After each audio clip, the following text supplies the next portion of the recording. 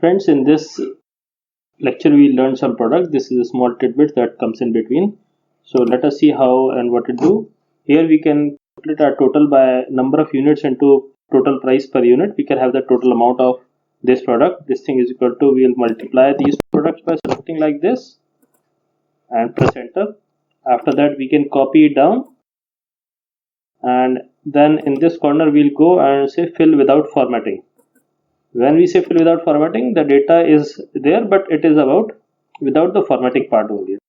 And in grand total we'll type down equal to sum, bracket open, and we select all of this and bracket close and enter. Right, in this way we can have total. Now what sum product do, it will calculate the sum of the all the products. So if we are multiplying this and we are multiplying this and we are multiplying these two, then these, it will add up these all multiplications. And how we can use it, we'll write down sum for sum product, bracket open, and we'll select our first range, put a comma, and select our second range and enter. And yes, we got our answer.